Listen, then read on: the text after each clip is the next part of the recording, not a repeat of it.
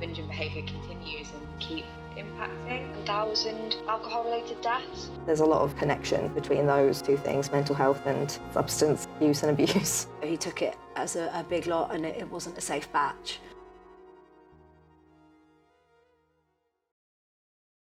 Hi, my name's Eva, I'm 31. I was born in London, but I moved down to Brighton when I was 13. And at the moment I'm doing some work for Latest TV. I do a show called Eva's World that's about subjects that I care about. I've done a lot on sexuality, relationships and gender, and a few on mental health and medication. My very first substance use was nicotine. When I was 13, I tried my first cigarette. After cigarettes was weed when I was 15, and I thoroughly enjoyed that because it helped my insomnia. I've had insomnia since I was a child, and I was actually able to get some sleep, which made me feel a lot less anxious. I tried ecstasy for the first time at 16 and then cocaine for the first time at 18.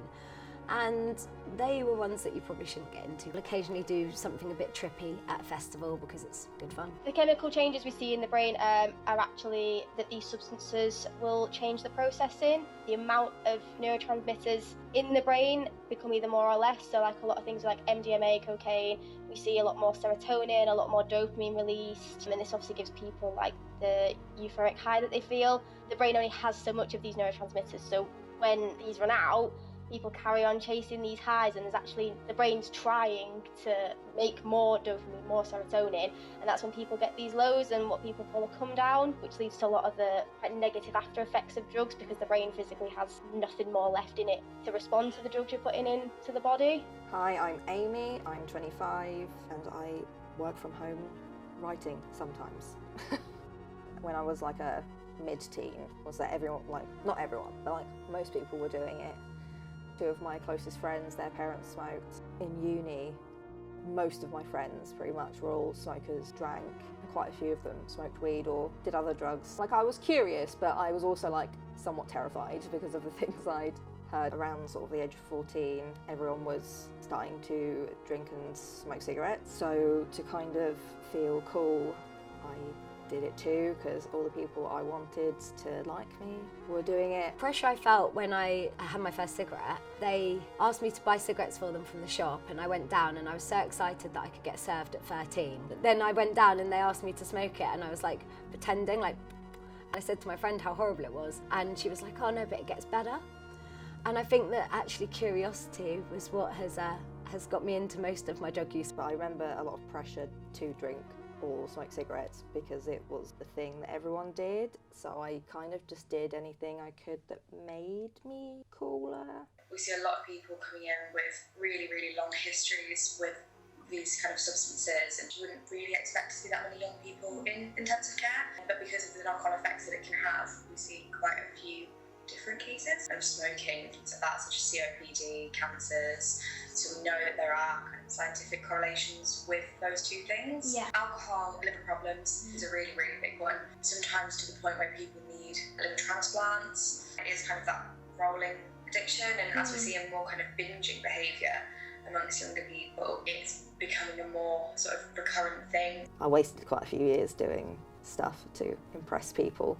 At uni, my dependency was just on being social. I never really felt too much of like an addiction to alcohol, at least. With smoking, like I knew people who would literally just chain smoke daily. So I always thought I wasn't too bad. And then I tried to quit. I was like, wow, I am addicted to cigarettes. A lot of it for me was the habit and the routine. So like if I was anxious or angry, I'd go out, sit and roll a fag for a few minutes, have a fag, and I'd be calm again. Definitely when I was younger, it was just a way of trying to even speak to people. So I think one of the worst ones is probably the ecstasy or MDMA, and it'll give you loads of serotonin for like the time that you're on it, and then it completely drains out of your brain basically. You go up, you have to come down. At one point I was quite dependent on ecstasy. I went to Are You OK for it, and they were very, very helpful. So when I turned up I said, you know, I'm doing ecstasy too often. She was like, how often's too often? And I was like, there might be one day a week I don't do it. Because when I got first into it, it was because I was very unhappy. And although people say you can't get addicted to ecstasy, you can get addicted to the feeling of happiness. You know, having a drink on a weekend is it's not going to do you that much harm. Using it as a coping mechanism that a lot of people do at uni, it's going to cause you damage in the future, and although these substances aren't going to harm you using them once, there's a lot of damage that can come from the addiction side of it and the overdosing side of it and the becoming dependent on it. I've seen people with drug misuse problems come in and they've had anything from kind of depression and anxiety, which you would expect to see with drug use, with kind of the come downs and things. I've also seen people who have now got schizophrenia and hear multiple voices in their head. These voices are awful command hallucinations telling them to do things like, kill their parents and things like that, just purely because the chemical signals in their brain have got so messed up from the drug use. They now have a major severe mental health issue like bipolar, like schizophrenia. The implications of that are people can't hold a job down, people can't hold relationships down, people get cut off from their families. I don't think people realise you can get severe mental health problems from it, which will ruin your life.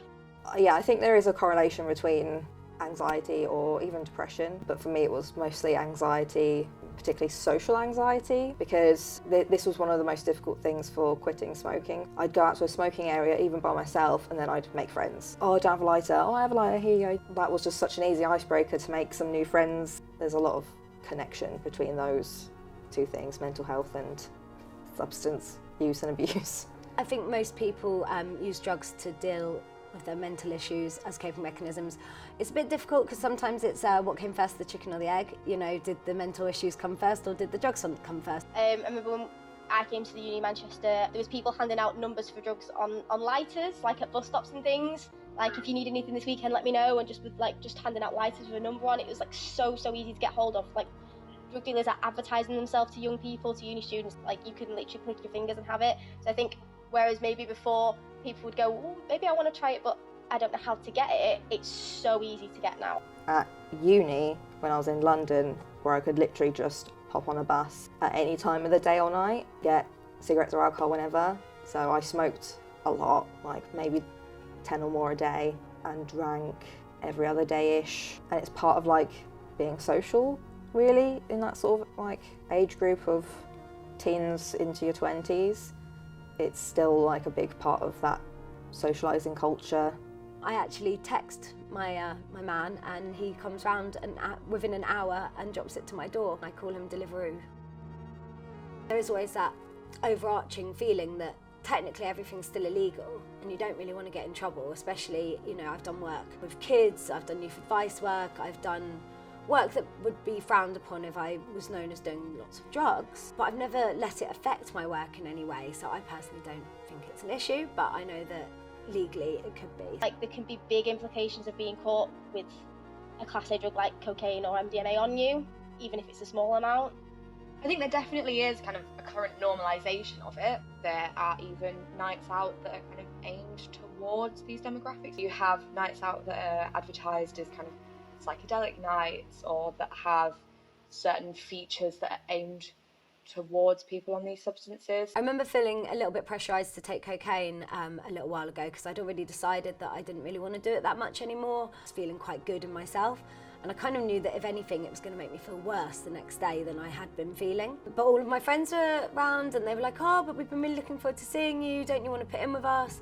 And I was like, oh, I'm not going to put in. And they were like, well, you can't not put in and then just still lines off all of us all night. And then I thought, if I see all of them doing it, I'm probably going to want some at some point, because I don't think they particularly, pressured me into doing it. I think it was more for them, like, cocaine's expensive and they didn't want me to be pinching it all night.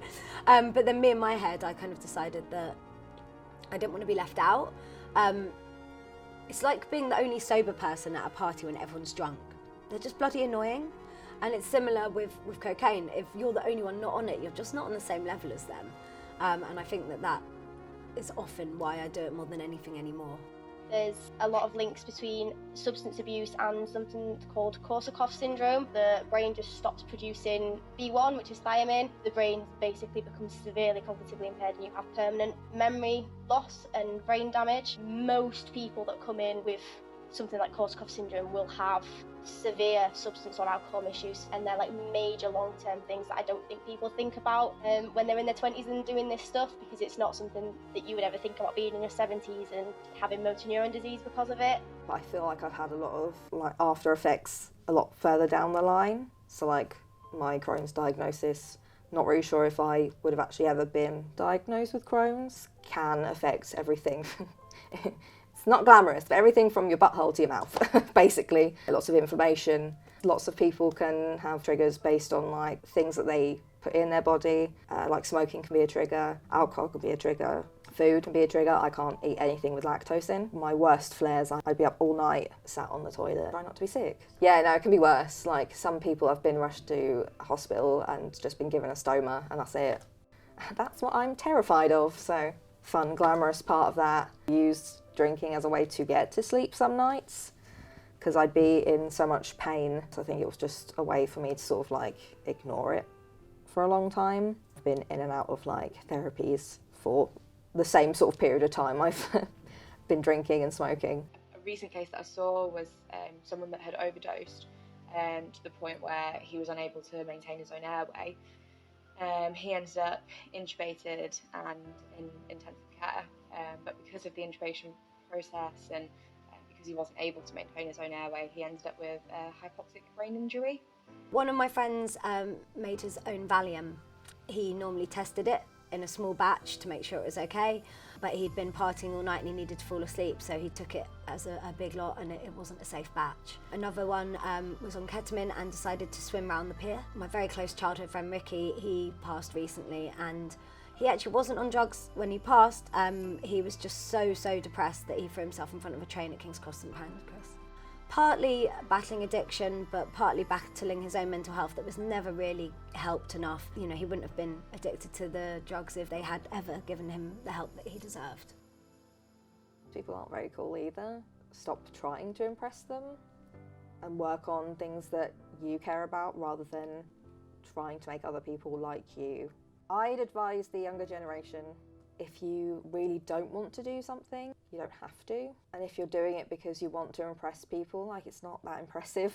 There are other things that are more impressive that you could be doing instead of smoking cigarettes and drinking alcohol and taking drugs. My only advice, if you are going to try substances, well, make sure you're with people that would understand if something was going wrong with you. You can say no. It's not, nobody's physically going to force you to do it. You can walk away from that, but if you're not going to, please try and make sure you're as safe as possible.